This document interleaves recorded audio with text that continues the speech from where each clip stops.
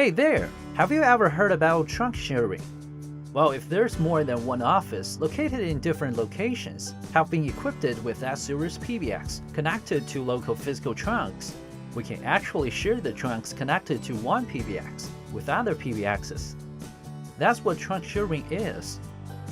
With this feature, we can easily make international calls at the local call rate. Suppose you have set up a company with two offices, one in China, the other in the US. Each office have been equipped with an S-Series PBX connected to the local physical trunks, like a SIM card, PSTN, and PRI.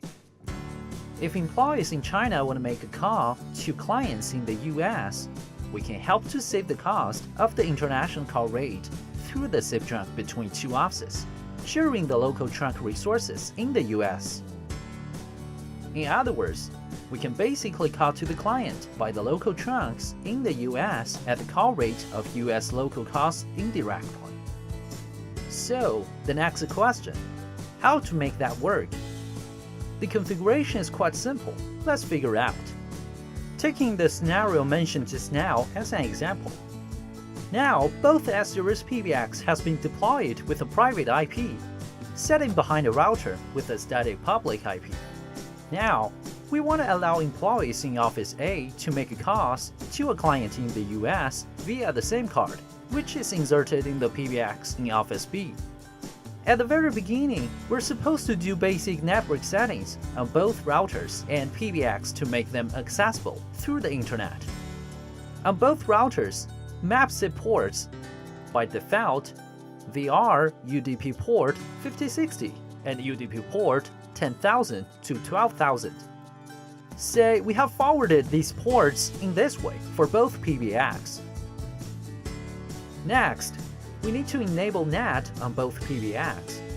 On PBX A, go visit NAT setting page. In this scenario, we choose the type of the external IP address.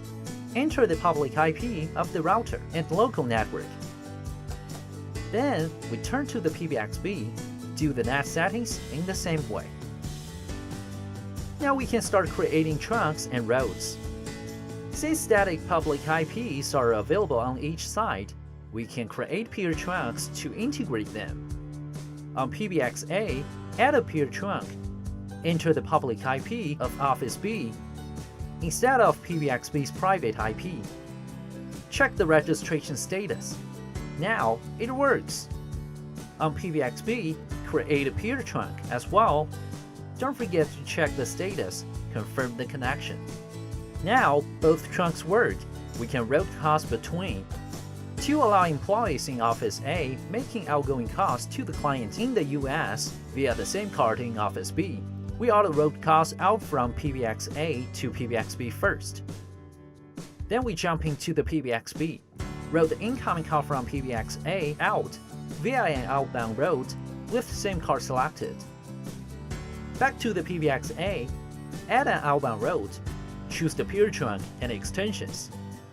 Set a dial pattern matching the outgoing calls to the US. In China, when we make calls to the US, we need to dial 00 plus the US country code 1 first, then we dial the target number. So we can set it in this way. While on PBX B, firstly, let's create an outbound route for the SIM card, and then set this route to the destination of an inbound route. Now we create an inbound route for the peer trunk. Select the outbound route we've created as the incoming call's destination. Okay, now let's make a call from PBX A to test the connection. The outgoing calls to the US will be established via the same card in Office B, and of course, we saved our cost. Alright, hope you guys enjoyed this video. Subscribe us if you're not already. I will see you guys in the next one.